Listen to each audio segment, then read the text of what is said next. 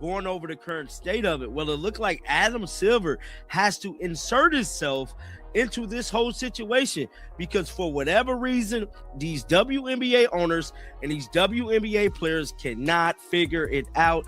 And the league... It's not exaggeration. It's a red alert. Adam Silver, the same NBA commissioner who's stayed comfortably distant from WNBA business for years, just stepped straight into the middle of CBA negotiations. And when the boss of your boss suddenly shows up, it's never for a casual check-in. It's because something has gone seriously off the rails. The clock is now unforgiving. The WNBA has just 8 days left before the January 9th deadline hits. And here's the part that should worry everyone. After more than a year of talks, both sides aren't closer to a deal. They're actually further apart than when this all began. That's not progress. That's a breakdown. Share.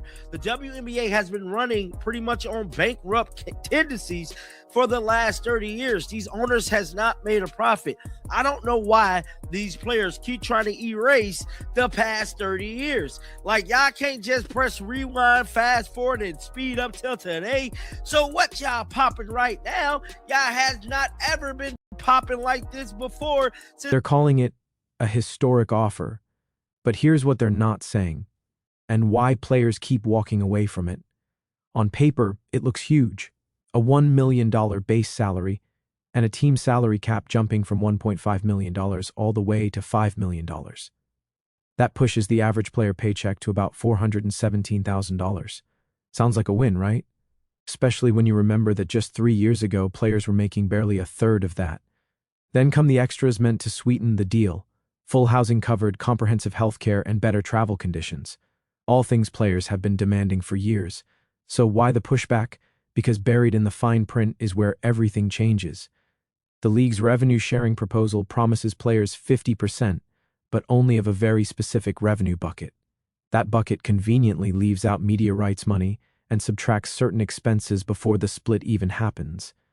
When you zoom out and look at the full picture, that 50% shrinks fast. In reality, players would end up with less than 15% of the league's total revenue. And that's the real issue. Not the salaries, not the benefits. It's the gap between what's being advertised and what players would actually take home. 8 weeks into the season, he already faces a gambling scandal, which we've been covering that on the channel pretty much for the past couple months. It stated an investigation into the Clippers for alleged salary cap circumstance and the league's potential future in Europe. Well, about a month ago, Adam Silver vowed to take on another high-level item on his to-do list, and that is the WNBA collective bargaining agreement. Adam Silver stepping in isn't support. It's a warning shot. For nearly 3 decades, the WNBA hasn't just struggled, it's survived on life support. 27 straight years of losses, not one profitable season, no surplus, no pie to split. And when Silver says he'll do whatever it takes, what he's really saying is this: fix it now, or the NBA may stop fixing it for you. The timing isn't random either. Caitlin Clark arrives in April 2024, and suddenly everything changes. Ratings don't just climb, they explode. The Indiana Fever pull in 1.2 million viewers per regular season game. Playoffs? 3.2 million, that's real growth. Tangible, undeniable. But here's the uncomfortable truth no one wants to say out loud. One superstar season doesn't wipe out 27 years of red ink. It doesn't erase decades of owners covering losses out of pocket. And it doesn't magically create revenue to share. Right now, the league is being asked to divide money that hasn't been made yet, while the safety net that's held it up for decades is quietly being questioned. This isn't a celebration moment. It's a pressure moment. Because if this surge doesn't turn into sustained profit, the conversation changes fast, and not in the league's favor. The WNBA and WBPA and more than a year into negotiations for a new transformational CBA agreement. We all know that deadline is coming up on January the 9th. Now, the results of a second extension as both sides continue to exchange proposals, with sources telling front office sports meetings are taking place almost daily.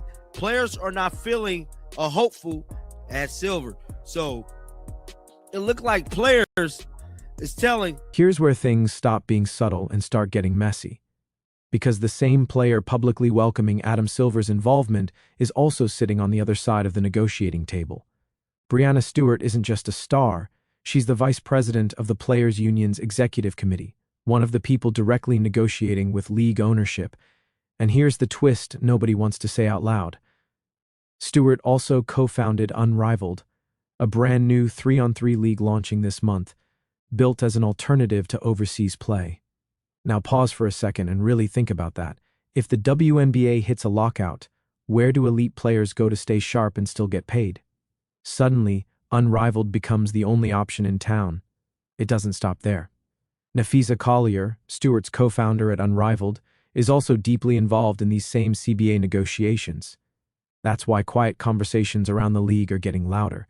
Are these players truly desperate to get a deal done before the season? Or would a lockout actually help Unrivaled gain traction? This isn't conspiracy theory stuff. This is basic incentive math. It's not rocket science. Now let's talk money, because that's where the emotion usually kicks in and logic disappears. The Players Union keeps pointing to the NBA model, a 50% revenue split. Sounds fair on paper. It works in the NBA because the NBA pulls in about $11 billion a year. The WNBA doesn't. In 2024, the league generated roughly $200 million. That sounds big until you realize it's less than 2% of NBA revenue. If WNBA players receive the same 50% split, and you divided it across the league's 144 roster spots, the average salary would land around $690,000.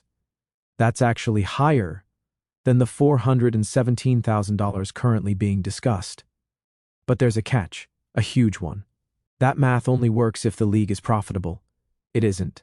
Once you factor in operating losses, that insulting offer starts to look a lot more generous than people want to admit. And as for Unrivaled, some folks think all of this helps it explode. I'm not buying it.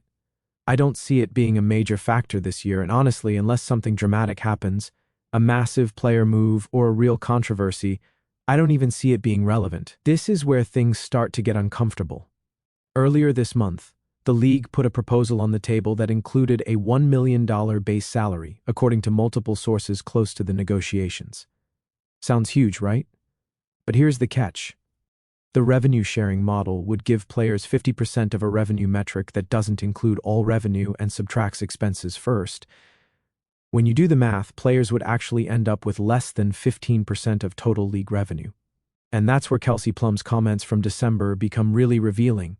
She said players are willing to compromise, that big budget issues still exist, and that compromise means both sides give something up. But look at what actually happened. The players rejected the first proposal. They rejected the revised proposal with higher salary caps. Now they're demanding revenue-sharing terms that force owners to keep covering massive losses while paying players like the league is profitable. That's not compromise. That's asking for NBA money on WNBA revenue. Yes, the owners removed some benefits like housing stipulations, but that came after players rejected deals that already included those perks. That's basic negotiation. You don't turn down a deal and expect every benefit to automatically carry over to the next one. The players seem to think that because Caitlin Clark drove ratings through the roof in 2024, they now have permanent leverage. But leverage only works if you're willing to walk away.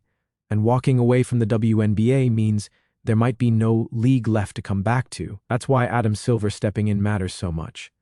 He doesn't get involved unless things are on the brink. This is a guy running the NBA, managing labor issues, expansion, and global growth. For him to personally enter WNBA CBA talks tells you one thing: this deal is close to collapsing. He says he's optimistic, but that's commissioner language for this is a mess, and I'm trying to stop it from blowing up. The deadline has already been extended twice. First October, then November, now January 9th, 2025. Meetings are happening almost daily because everyone knows time is running out. If that deadline hits with no deal, it's either a lockout or a strike. No games, no salaries, no season. And if that happens, the momentum Caitlin Clark built disappears overnight. Casual fans won't wait through a labor dispute. Sponsors will trigger out clauses. Media partners will rethink their investments. After 27 years of fighting for relevance, the league finally has mainstream attention, and it's about to lose it over money that doesn't exist yet. Look at Clark's position in all this. Rookie of the Year, nearly 20 points and over 8 assists a game. First Fever playoff appearance in years. best-selling jersey in league history, highest-rated WNBA games in 2 decades. She did everything possible to elevate the league. And now there might not even be a second season for her to play. She's making $76,000 on her rookie contract. Meanwhile, she's pulling in millions from Nike, Gatorade, and State Farm. If there's a lockout, she'll train, shoot commercials, and wait it out. The league doesn't have that luxury. Every day without Caitlin Clark on national TV pushes the WNBA closer to irrelevance again. People say she won't do Project B. Maybe that's true. But if there's no WNBA season, everything changes. She's already turned down overseas money to build her brand in the US. Unrivaled is only 3 months with limited exposure. Sitting out and focusing on endorsements might actually be the smartest move financially. Here's the truth nobody wants to say out loud. The WNBA needs Caitlin Clark more than Caitlin Clark needs the WNBA. She can build a career without the league. The league may not survive without her. The players negotiating this deal are acting like they have leverage they simply don't. Stars like Brianna Stewart, Nafisa Collier, and Kelsey Plum are elite, but their games pull a few 100,000 viewers. Clark pulls over 2 million. That's not disrespect, it's reality, and reality should guide negotiations.